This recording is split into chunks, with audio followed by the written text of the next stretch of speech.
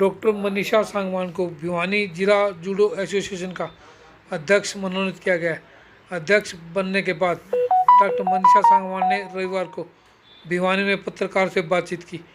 उन्होंने कहा कि हमारा प्रयास रहेगा कि जूडो को बढ़ावा देने के लिए हर संभव प्रयास किए जा सके और निरंतर जूडो की प्रतियोगिता कराई जा सके ताकि खिलाड़ियों की प्रतिभा में गुणात्मक सुधार हो सके। उन्होंने कहा कि खिलाड़ियों को जो सुविधा मिलनी चाहिए उन सुविधाओं के अनुरूप सभी व्यवस्थाएं की जाएंगी ताकि बच्चे राष्ट्रीय व अंतर्राष्ट्रीय स्तर पर बेहतर प्रदर्शन कर सकें।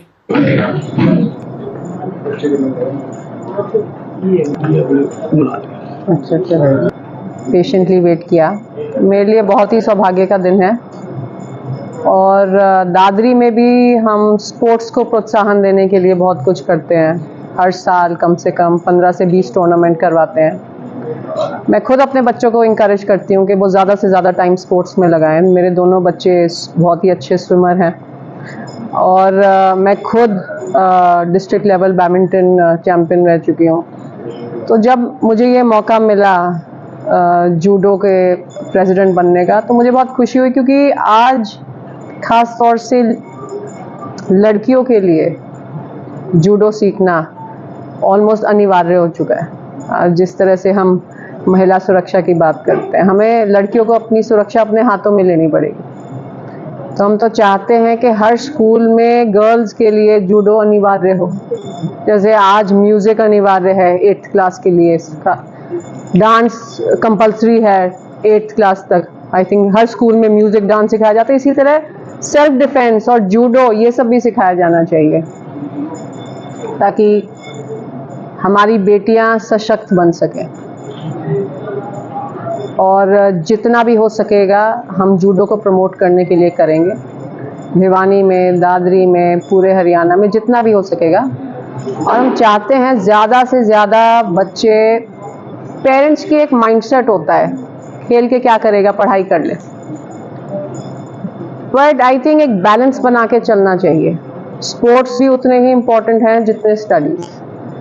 ये अभी दुर्भाग्य की बात है कि कांग्रेस के टाइम में एक पॉलिसी आई थी, पदक लाओ पद पाओ, वो बंद कर दी गई है। इसने बहुत बच्चों को इनकरेज किया स्पोर्ट्स के तरफ जाने के लिए। दादरी हो, भिवानी हो, इन्होंने अंतर्राष्ट्रीय लेवल के स्पोर्ट्स पर्सन प्रोड्यूस किए।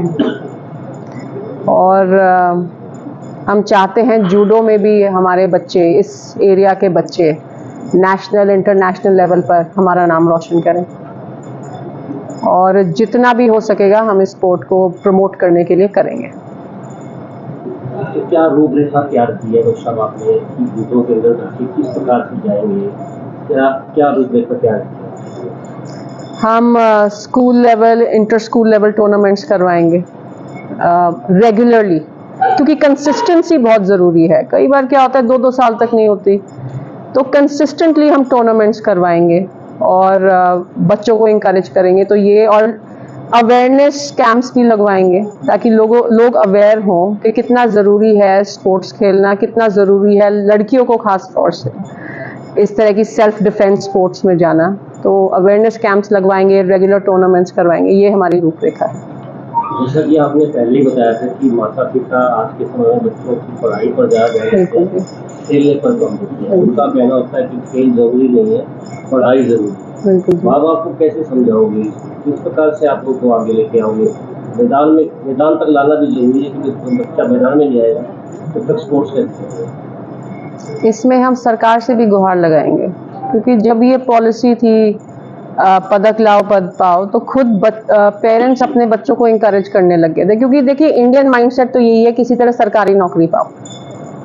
जब पेरेंट्स को लगेगा कि सिर्फ पढ़ाई लिखाई के माध्यम से ही नहीं, स्पोर्ट्स के माध्यम से भी आप सरकारी नौकरी पा सकते हैं, वो भी अपने बच्चों को इंकरेज करेंगे। क्योंकि देखिए इंडिया में ये माइंडसेट है, मिडिल क्लास माइंडसेट है कि नौकरी पाना ही सब कुछ है। तो अगर हम सरकार से भी गुहार लगाएंगे ये दोबारा ये पॉलिसी इनिशिएट बंद कर दी गई है, और इससे खुद पेरेंट्स इंकरेज करेंगे अपने बच्चों को। स्पोर्ट्स को प्रमोट करने के लिए गवर्नमेंट ने पॉलिसी बनाई, इंटरनेशनल लेवल पे गवर्नमेंट दिया है करोड़ों मिल जाता है, स्पॉन्सर मिल जाता है, हाँ जी, लेकिन बेसिक तो उसका जब स्टार्ट होता है हाँ जी, उसको वहाँ से फिर तैयार करना, हाँ जी, हाँ जी। तो उसमें पैसा खर्च नहीं होता। हाँ बिल्कुल, आपने बहुत अच्छा क्वेश्चन उठाया और मैं एक्चुअली इसका आंसर भी देना चाहती थी। ये दुर्भाग्य की बात है कि हरियाणा एक छोटा सा प्रदेश है, फिर भी आप देखेंगे 50% ओलंपियंस हरियाणा से हैं। यूपी, बिहार जैसे बड़े बड़े प्रदेश वो रिजल्ट नहीं ला पाए। यूपी से आज तक कोई भी ओलंपिक मेडल नहीं जीत पाया है।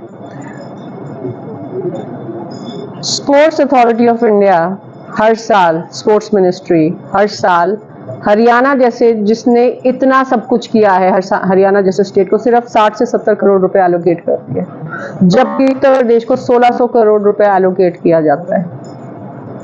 तो आप रिजल्ट ओरिएंटेड पॉलिसी नहीं बना रहे, आप स्पोर्ट्स में भी पॉलिटिक्स घुसा रहे हैं।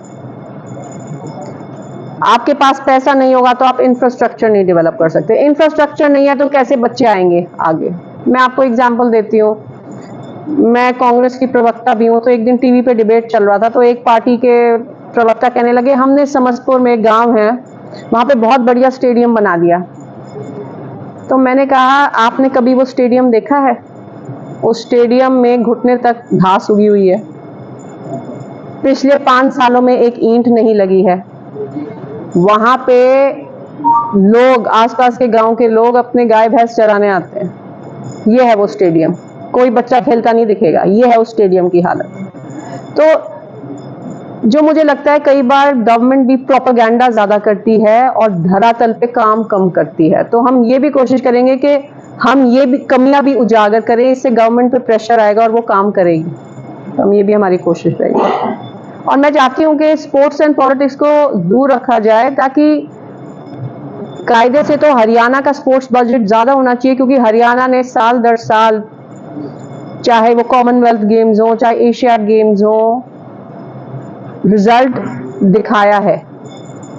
जबकि जिन स्टेटों के लिए एलोकेशन हरियाणा से 3 गुना है, 4 गुना है, उनका कोई रिजल्ट नहीं रहा।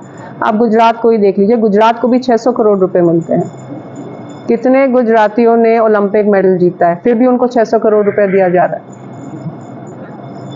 तो इनफैक्ट दीपेंद्र हुड्डा जी ने ये पार्लियामेंट में ये सवाल उठाया भी था और बकायदा उन्होंने पूरा बताया था कि किस साल किस स्टेट को कितने रुपए मिला, किस, और जबकि रिजल्ट क्या रहा उसका। बिल्कुल जी। ऐसे में क्या मानेंगे आप, किस प्रकार से खेल जो है? आप लोग तो काफी सीनियर जर्नलिस्ट हैं, आपको याद होगा एक गीतिका गहरोत्रा केस हुआ था, उसमें भी यही था। एक डीजीपी को टेनिस एसोसिएशन का बना दिया, फिर उसने अपनी पावर को मिसयूज किया। अब ब्रिजभूषण केस भी वही है। अगर उसी टाइम सख्त नियम कानून बना दिए जाते तो हमारी पहलवान बेटियों के साथ ये दुर्व्यवहार नहीं होता। तो हम इसकी भी गुहार लगाएंगे कि सख्त से सख्त कानून बनाए जाएं कि जो जिस स्पोर्ट में, पहली बात तो है अगर लेडीज टेनिस है, गर्ल्स टेनिस है, तो कोई महिला ही हो। जैसे ब्रिजभूषण वो फीमेल रेसलिंग के भी वही इंचार्ज बनाए गए, तो इससे बड़ी अनड्यू एडवांटेज में रहती हैं जो फीमेल स्पोर्ट्स पर्सन। तो इसके लिए भी सरकार को कुछ ना कुछ कानून बनाना चाहिए, वरना और लड़कियां शिकार होंगी और एक्सप्लॉयटेशन बढ़ेगी। 30 साल पहले जो गीतिका गहरोत्रा के साथ हुआ, सरकार ने उससे कोई सीख नहीं ली, कोई कानून नहीं बदले गए। उस परिवार को, वो परिवार ही बर्बाद हो गया। उसके फादर की डेथ हो गई, भाई तो हरियाणा छोड़ के पंजाब में ही मैंने सुना है बस गए थे। सरकार ने उससे नहीं सीखा। फिर ये अब ब्रिजभूषण केस हुआ है, कोर्ट ने सुनवाई की, वरना सरकार ने तो कोई सुनवाई नहीं की थी इन बेटियों की। वो 3 महीने धरने पर बैठी रही, इनकी कोई सुनवाई नहीं, तो कोर्ट ने उनको न्याय के रास्ते पे उनको चलाया है। तो हम चाहते हैं इसके खिलाफ भी सरकार कुछ ना कुछ एक्शन ले, वरना ऐसे ही एक्सप्लॉयटेशन होता रहेगा। आप लोगों ने किया वो तो काफी हो गया। ये निकल के आया कि हमारी हार में भी जीत थी। वो इसलिए क्योंकि देखिए, आप पिछली बार जो बीजेपी के उम्मीदवार थे वो 4.5 लाख वोटों से जीते थे, इस बार मात्र 40,000 वोटों से जीते हैं। तो 4,10,000 वोटों का नुकसान उनका हुआ है, हमारा नहीं। अब आप दादरी को ही देख लीजिए, दादरी एक ऐसा इलाका है जहाँ पे कांग्रेस पिछले 20 साल से जीत नहीं पाई। पिछली बार भी जो कांग्रेस के उम्मीदवार थे उनकी 7,500 वोट आई थी, पर इस बार हमने दादरी से कांग्रेस को जिता के भेजा है।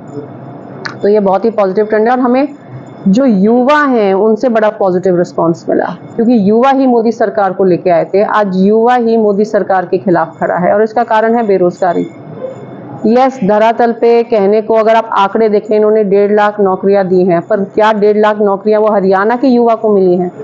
आप कोई भी लिस्ट उठा के देख लीजिए, उसमें गुजरात के, मध्य प्रदेश के युवाओं के ज़्यादा नाम होते हैं। तो हरियाणा आज बेरोजगारी में नंबर 1 हो गया है। यही कारण है कि आज युवाओं ने कांग्रेस को सपोर्ट करना शुरू कर दिया, वरना 10 साल पहले तो हर युवा के जुबान पे एक ही नारा होता था, अब की बार मोदी सरकार, अब की बार मोदी सरकार, क्योंकि युवाओं की बहुत आशाएं थी, बहुत अपेक्षाएं थी कि भाई मोदी जी आएंगे, 2 करोड़ रोजगार देंगे। तो कांग्रेस का ग्राफ तो आप देख ही सकते हैं इस चुनाव में बहुत बड़ा है। मैडम, कांग्रेस में आपसी सुपरडबल है, नेता एक छोड़ के बड़ा, दूसरा एक छोड़ के है, ऐसे में कांग्रेस मजबूत कैसे होगी? हाँ जी, बिल्कुल। मेरा तो ये मानना है और मैं तो ये सजेशन कांग्रेस के प्लेटफॉर्म पे भी दूंगी कि जो भीतरघात अगर हुआ है तो उनके खिलाफ स्ट्रिक्ट एक्शन लेना चाहिए। आप क्या मानती हैं, भीतरघात हुआ है? इसमें तो मंथन किया जाएगा पार्टी की मीटिंग में। आपका विचार क्या है, क्योंकि आप भी तो एक्टिव बोर्ड में थे। हाँ जी। भिवानी में लोकसभा की बात है, हाँ जी। प्रत्यारोप लग रहे थे। हाँ जी। आप खुद क्या मानती है, क्या भीतरघात हुआ है या नहीं हुआ? लोग कहते तो हैं, पर मैं तो जैसे दादरी तक ही सीमित थी, तो वहां पे तो सबने पूरी मेहनत की। अब दूसरे हलकों में क्या हुआ इसकी मुझे ज्यादा नॉलेज नहीं है। हाँ जी। किसी ने भी हम डायरेक्टली हाँ जी। जबकि अपने 4 हलकों में वो हरा नहीं पाया, भिवानी और दादरी ने उसको जिता के भेजा है। दादरी ने जिता के भेजा है। दादरी और भिवानी 5 कंस्टिट्यूएंसी जीत के निकला है, तो 4 हल्के खुद आ रहा है अपने। देखिए, मैं तो उस साइड गई नहीं, तो मैं उस साइड क्या हो रहा था, मेरा फोकस था दादरी के ऊपर, मेरा फोकस था अपने गांव के ऊपर, मेरा फोकस था अपने शहर में, जिस वार्ड में मैं रहती हूँ उसके ऊपर। तो मैं तो उसकी जिम्मेदारी ले सकती हूँ। हमने अपने गांव से एक तरफा दान सिंह जी को जिता के भेजा है। मेरे गांव में 1700 पोलिंग हुई, 1200 दान सिंह को मिली। इसी तरह हमारे वार्ड में, जिस वार्ड में हम रहते हैं, हमने दान सिंह जी के लिए डोर टू डोर किया, पूरे शहर में दान सिंह जी के लिए डोर टू डोर किया, उनको जिता के भेजा। तो मैं तो अपने एरिया की रिस्पॉन्सिबिलिटी ले सकती हूँ। किसी दूसरे एरिया में क्या हुआ, दूसरे हल्के में क्या हुआ, इसके बारे में मैं आने वाला समय थे विधानसभा चुनाव, तो क्या मानते हैं आप, क्या भविष्य है? अभी मैंने रंजीत चौटाला जी का इंटरव्यू देखा था, वो कह रहे थे कि उनके साथ भीतरघात हुआ। वो नारनौंद की तरफ इशारा कर रहे थे, वो 1-2 हलकों की तरफ भी इशारा कर रहे थे, आदमपुर की तरफ भी इशारा कर रहे थे। तो मुझे लगता है कि क्या होता है कि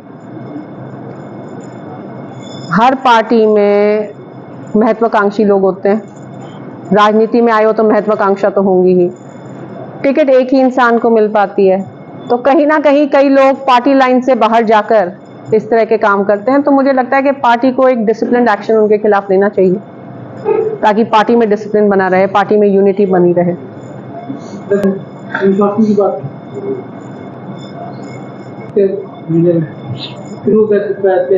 तो आप नहीं समझते इससे पार्टी कमजोर होगी? मेरे ख्याल से उदय भान जी तो हमेशा ही सबको साथ लेके चलते हैं। आम कार्यकर्ता को भी बहुत तवज्जो देते हैं, बहुत मान सम्मान से, आदर से उनसे बात करते हैं, सबका ओपिनियन लेके ही वो डिसीजन लेते हैं। तो आपका मानना है कि सबको साथ लेके चलते हैं? बिल्कुल, सबको साथ लेके चलते हैं। आज ये जो गुटबाजी हुई है, किसका लोग ज्यादा मानते हैं? देखिए, इस पे तो मैं टिप्पणी नहीं करना चाहूंगी, क्योंकि ये जूडो के लिए हमने प्लेटफॉर्म बनाया था। है कि देखिए, कई लोग क्या करते हैं, वो पार्टी प्रोटोकॉल से अपने आप को ऊपर समझते हैं। अब कोई प्रदेश अध्यक्ष बन गया है तो आप उसको प्रदेश अध्यक्ष की इज्जत दीजिए, आप अपने आप को उससे सुपीरियर ना मानिए। आप प्रदेश अध्यक्ष को प्रदेश अध्यक्ष की तरह उसको इज्जत नहीं दे रहे, आप सीएलपी लीडर को सीएलपी लीडर नहीं मान रहे, आप अपने आप को पार्टी से सुप्रीम मान रहे हैं। तो ये भी तो गलत बात है ना। आप कई लोगों का रिकॉर्ड देख लीजिए, जब से वो राजनीति में आए हैं उनका काम ही इस हल्के में उसको हरवा दो, इस हल्के में उसको हरवा दो। ऐसे तो नहीं चलता ना। आपका इशारा किस ओर है? मेरा किसी की तरफ नहीं है, मैं एक हाइपोथेटिकल बात कर रही हूँ। अच्छा, सिनेरियो देखिए आप